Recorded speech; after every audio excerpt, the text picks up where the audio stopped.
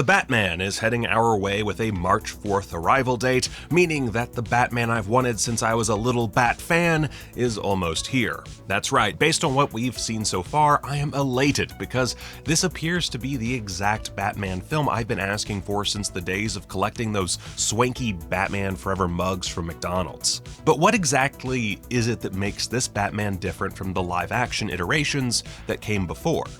Well, let's talk about that. The obvious big change here is the focus on a more film noir aesthetic.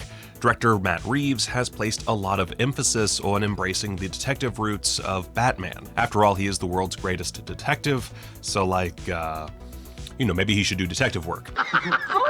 It's a crazy idea, I know, but I guess that's why no other directors have really attempted this same approach. That's not to say that he hasn't done detective work in the past, it's certainly there in all of his incarnations, but usually it takes a back seat to supervillain antics or whatever the hell was going on with Chris O'Donnell. Anyway, Reeves has pointed to neo-noir films like Chinatown, The French Connection, and Taxi Driver as big inspirations for his dark and gritty take on Batman, influences which also were present in Darren Aronofsky's canceled attempt at the character. See, Batman in the comics was drawn from various pulpy influences, including the works of Johnston McCulley, The Bat and Zorro specifically, and the characters Sherlock Holmes, The Shadow, Doc Savage, and the Black Bat. The latter actually resulted in some lawsuits, by the way. Lots of borrowing in those early days of comics, you know? Anyway, these characters all share a similar predilection for detective work to varying degrees, and aside from Holmes, were all born out of the pulp fiction scene of the 20s and 30s. By virtue of that time period's pop culture, they also tended toward what some might consider a more noir aesthetic, something that has been liberally applied to Batman throughout the years. But what is a noir aesthetic? Well, I'm not going to delve too deep into explaining film noir, but the long and short of it is that the genre generally deals in crime stories. Within these stories exist morally gray characters, existential threats, cynical life philosophies, femme fatales, overly complicated plots, and often a visual style made up of high contrast imagery, shadows, smoke, generally dark, moody cinematography. Much like the Supreme Court's obscenity laws of the 1950s, you know it when you see it. And with Batman, you can see a lot of film noir in its DNA. Obviously, this wasn't always the case, and certain periods of Batman comics tend to be more Adam West than Frank Miller, although even the 60s TV series at least employed the archetypal femme fatale and gangster stereotypes one might associate with film noir. That's a bit of a stretch, admittedly, but the point is that noir has been a part of the franchise forever. Batman forever. Tim Burton notably utilized a lot of German expressionism in his interpretation, a style popularized by directors like Fritz Lang and Edgar G. Ulmer, who also just so happened to direct a number of film noir classics like The Big Heat and Detour. Beyond Burton, however, the interest in the dark and gritty style kinda evaporated with Batman Forever and Batman and Robin, two films that have their good qualities and plenty of style, but at the end of the day, of course, tend to be, detested by a lot of fans for being, super dumb toy commercials. There are elements of the same influences Burton brought to the series. Hell, Joel Schumacher's Gotham City is basically just Fritz Lang's Metropolis, but gripping, grimy noir they most certainly are not.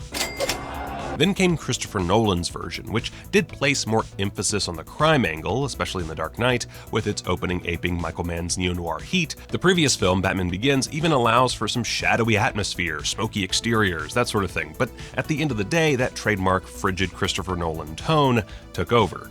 This is both a good thing and a bad thing, but at the end of the day, we get two classic Bat flicks out of the equation. Films that actually set up a lot of the moral quandaries one might desire, although of course in the end, we get a borderline mythological happily ever after. However, despite the emphasis on crime families, the introduction of femme fatales, and even the self-serious tone, I wouldn't classify the Nolan films as being particularly noirish. This is admittedly a very subjective evaluation. You could easily make the case that The Dark Knight is a sort of neo-noir superhero flick. For me though, what I want from a film noir Batman is a mix of that serious, gritty tone and a more stylized, shadowy directorial style with a little questionable morality on the side. Looking at the trailers for The Batman, it appears that Matt Reeves has brought us exactly that. The realism is there, but seemingly not at the expense of style, something that I've always had a bit of a problem with when it comes to the Nolan films, and honestly, one big reason I wanted some solo Batfleck. Also, just side note, I always see in the comments people complain that he didn't work out for the role. Guys, he was joking. Look at him. He's buff. Come on. Now, whether or not the Batman nails its neo-noir trappings is down to the finished product. We have yet to get a good sense of just how snappy the dialogue is, how morally gray our full cast is written, or how existential the threat will wind up being, although there are certainly some clues I'll get into in just a bit. Most importantly, though, this looks like a proper detective story. This is really the heart of Batman. He's an investigator who must use his brain just as much, if not more so, than his brawn. This is what makes him so special versus other major DC heroes. While someone like, say, The Flash does have to use his old thinker to track down baddies, he also has super speed. For Batman, he really only has 3 major strengths: his martial arts training, his detective work, and, well, I'm rich. Now, as a longtime fan, I gotta be clear here. I love basically every Batman movie. This is not a knock on any of them, but I've always been a bit frustrated that the detective work aspect tends to take a back seat. Batman Begins obviously was all about that martial arts training and yelling at upside down D-bags. The Dark Knight had a mix of the villain basically coming to Batman. Very poor choice of words. While the latter employed the Patriot Act. While in The Dark Knight Rises, I'm here to fulfill Ra's al Ghul's destiny.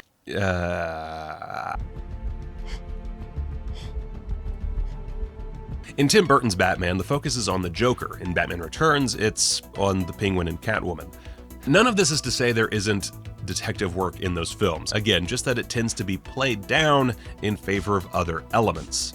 But Matt Reeves' The Batman, one thing you might have noticed about the marketing is that the villains aren't terribly flashy or even really in the spotlight. Sure, we got that silly coffee shop Riddler moment, but from what we've seen and heard, it seems that the real villain, the real threat, probably hasn't even been revealed. Instead, Batman is being thrust into a full-on mystery with the Riddler as a key component, although potentially in more of a Hannibal Lecter in Silence of the Lambs or Red Dragon type of role. Or heck, maybe he will wind up being a version of Hush, much like the animated movie.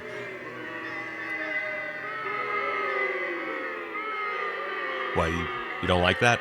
I'm just saying, like, it's unlikely, but not impossible. We may even be getting set up for a take on the Court of Owls. Oh God, what if the Riddler is Batman's brother? Okay, that may be a problem. Please don't Spectre my Batman, guys. Either way, we're definitely getting a detective story, complete with an investigation into a serial killer, Natch, with a lot of dark, shadowy film noir vibes thrown in for all of us cineast Bat fans who have been patiently waiting all this time. Now, it's worth noting that Reeves has also specifically noted that he wants his Batman to be more POV driven, i.e. giving more time from the narrative over to what makes him tick and why he does what he does, as well as the struggles inherent therein. Per Reeves' interview with Empire, when I considered how do you do Bruce Wayne in a way that hasn't been seen before, I started thinking, what if some tragedy happened, i.e. Wayne sees his parents murdered, and this guy becomes so reclusive, we don't know what he's doing. Is this guy some kind of wayward, reckless drug addict? And the truth is that he is a kind of drug addict. His drug is his addiction to his drive for revenge. He's like a Batman Kurt Cobain. Now, this isn't necessarily foreign to the films. After all, Batman Begins and The Dark Knight did both explore his backstory and the nitty-gritty of how he manages to do what he does and why, and Dark Knight Rises even pointed out the physical toll the role of professional vigilante can take on a man's body. With the Batman, it appears we're going for a more personal nightmare interpretation, insomuch as Reeves seems to want a more cerebral take, which, considering the obvious Seven vibes we've already gotten, definitely makes sense. Let's just hope he doesn't, have to ask what's in the box. What's in the box? Now, to put a finer point on it, this isn't an origin story per se. Reeves specifically notes that he didn't have much interest in that angle, despite taking a fair bit from Frank Miller's oft-celebrated Year One arc to craft the story. In the movie, he is an early career Batman in his second year in the cowl, and he's one who has already started making a name for himself, but who has yet to fully mature into his role as the Caped Crusader. For those who aren't familiar with the book, Batman Year One was a post-Crisis Infinite Earths extrapolation on Bruce Wayne's first year in the suit, after finally returning to Gotham after his years abroad, juxtaposed with the arrival of Jim Gordon in Gotham. Now, both of these men are focused on fighting the corruption of Gotham in their own ways, and eventually they team up to stop crime. This same story was utilized in Batman Begins, which went so far as to copy scenes and characters practically word for word. But it seems like the Batman is a less literal take, with a few more direct nods to what makes Year One work so well, notably Catwoman, who appears very similar to her Year One counterpart, and the overall focus on more realistic crime predating the Dark Knight's more colorful antagonists. The tech is also similar, with less sci-fi influences here than in the Nolan trilogy. He's more of a hero of the streets, with a stripped-down Batmobile and a suit that looks more handmade and not, some spray-painted experimental military armor. Now, it's here I'd like to point out that I'm really focusing only on the live-action interpretations when it comes to the Batman's big differences from its forebears. This is partly because many of the Batman's influences, notably Year One and Long Halloween, and presumably Hush, have been adapted into their own animated films to varying degrees of success. But there's one animated property that in and of itself is obviously revered by Matt Reeves and no doubt played some part in his crafting of this story. Batman the Animated Series, arguably the greatest interpretation of the character in the history of film and television. Everything that I mentioned with the noir stylings, yeah, it's basically all there in the 90s cartoon show. Even the conflicting morality, something you wouldn't expect in a children's show, is pretty much perfectly depicted, be it in the form of Wayne himself or reimagined characters like Mr. Freeze. Oh buddy, and don't even get me started on the masterpiece that is Mask of the Phantasm.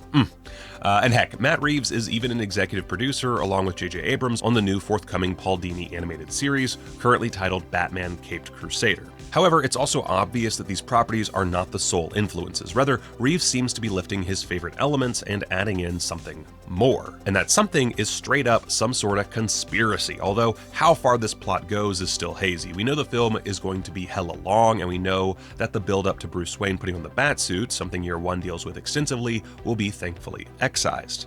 This, along with the lack of real supervillains, suggests we're getting an investigation that goes deep, and into a world of conspiracy that will no doubt rock Bruce to his core. Now, from what we can glean so far, there's some sort of corruption within Gotham being targeted by the Riddler or whoever else might be pulling the strings. Our two victims seen in the trailers are the mayor and the DA, the latter of whom is played by Peter Sarsgaard, so perhaps there's more to his role than meets the eye. Anyway, both of their character names appear in the shot along with Renewal is a Lie and The Sins of My Father, suggesting that whatever conspiracy is afoot has to do with the same corruption being fought by Batman. Perhaps this is all leading to the realization that simply beating up crooks isn't the answer for Bruce's quest, and that instead of giving in to base emotions in his fight, he must become the great detective that we all know him to be. You're part of this too. Bruce Wayne. And even more intriguingly, considering our killer's fascination with the Waynes and the focus on family, perhaps this is all pointing toward a great wrong perpetrated by the Waynes. Maybe Thomas Wayne is not the hero that he's often portrayed as, and was rather another corrupt force under the disguise of progress. With the state of modern politics, this could prove to be a very prescient plot, and given what we've seen so far, it seems pretty likely. It didn't fit the profile. Also, the Riddler seems to know who Bruce Wayne is. That's another point for Riddler as Hush. Look, I'm just saying, it's happened. I'm just saying. I'm not advocating. Quiet down. Breaking out of the narrative and style elements, another big difference with the Batman is just how much it will affect other DC properties. While initial reports suggested this might be a one and done, that idea has quickly fallen apart, and Matt Reeves has straight up said that other projects, including a direct sequel, are in the works. There's also a potential for a Catwoman spin-off, but the two series that appear to be in active development are a Gotham PD show and a series focusing on Colin Farrell's Penguin. Both have been officially announced, with Farrell attached to star and executive produce the Penguin series.